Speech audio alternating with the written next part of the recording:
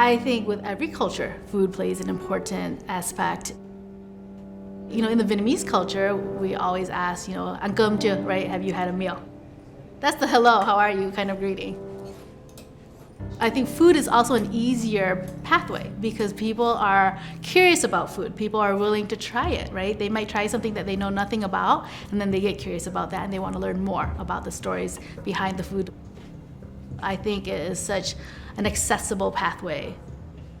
And for newly resettled refugees, that's a little piece of home that they can bring here.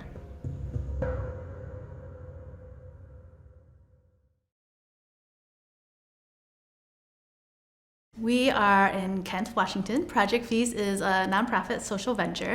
So we operate a commercial kitchen. We train low-income immigrants and refugees in the culinary arts. We prepare them for jobs in the food industry, or we also prepare them for opening up their own small business. And so part of the training is receiving hands-on experience cooking alongside our staff. We're not here making burgers and fries, right? Some people come to us thinking that that's what they need to learn to get into the food industry. And so part of the training has always been the apprentices would create a menu, their food, their dishes. We want them to know that their food is valuable, their story is valuable, and we will make their food.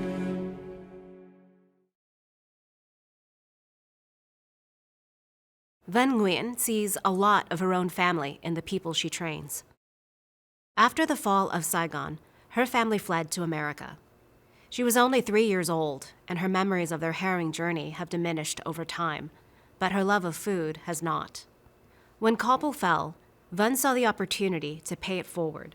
Just as her family had been given assistance in rebuilding their lives, she stepped up and volunteered with her friends to sponsor an Afghan family.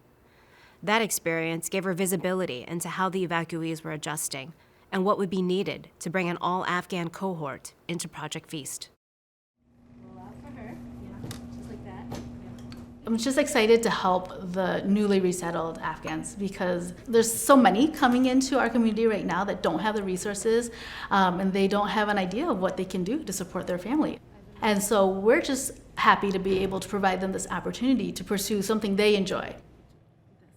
Chef instructor Casa Ahmed is herself an immigrant from Pakistan. She has made a career of empowering women through food. So when you are making these in Afghanistan, Yes. a lot of people do it together? Yeah. Yeah? Yeah. So this particular cohort was very special. They come from a completely different culture. So coming here hits them really hard.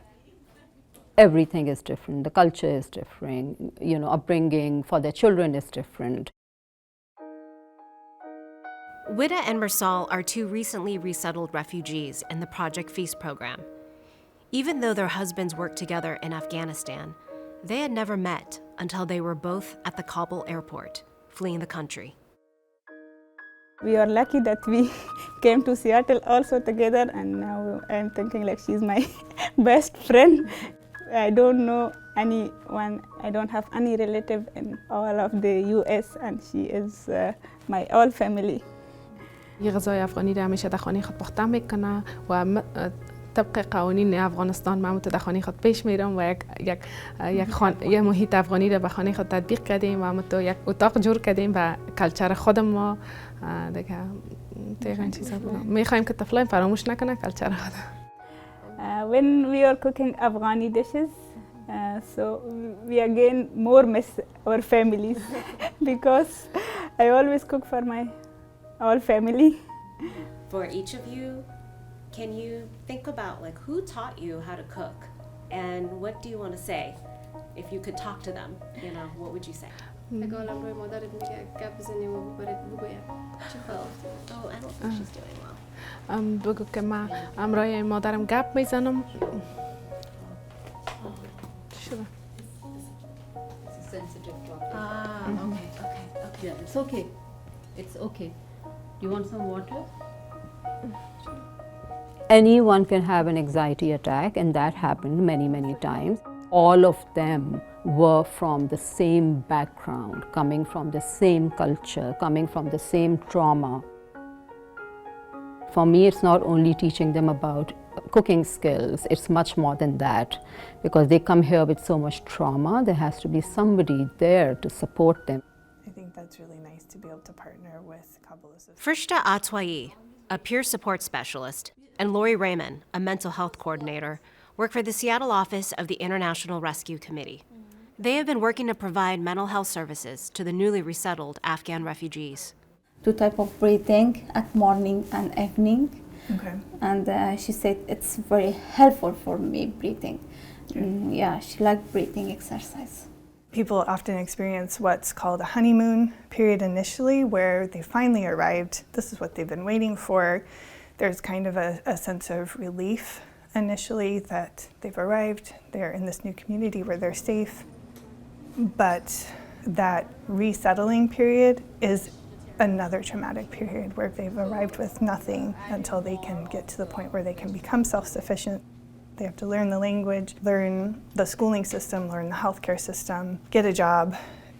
They're given 90 days to do that, which, I mean, really, is that really what we can expect? So processing all of this, dealing with all of this, getting all of the support that you need in a new community is a real challenge. And so the mental health support is crucial for clients to be able to rebuild and find their way in their new lives. So we had 6 women start the program, and 5 graduated today. Vida graduated with flying colors and got an amazing job. Seeing that Vida got this job so quickly after leaving our program is a good sign to the others that there are jobs in their future. She's setting an example, and she is the first game changer of this generation. I always have the dream to complete my higher education, having a job. Now I'm thinking like I can complete my dreams. My children can have a good, better future, good education, so they can help their people in Afghanistan. Even though we are only helping a little part of this community, we're hoping that we are providing them with life skills that will support them for the long run. And we just want to spread the word, right, to help as many immigrants and refugees as we can. You know, being a Vietnamese refugee, it's been 40 years. And you know, you see the successes we've had, you see the difficulties we had, and 40 years is a long time. I hope that this group of Afghans who are coming over now, I hope it doesn't take them 40 years to settle into US life, to find, you know, economic success, to create a whole community. I hope it comes faster for them. I don't think it was anyone's choice to come here. I don't think anyone wanted to leave their country, but they are here and they are trying to build a life. Coming up in the 5th and final episode of this series, concluding thoughts on the Vietnamese refugee experience and ensuring those lessons are carried forward. Refuge After War is the first season of Crosscut Origins. Submissions are open for Season 2. Learn more and apply at crosscut.com/origins. Refuge After War is made possible by the generous support of CARE WA.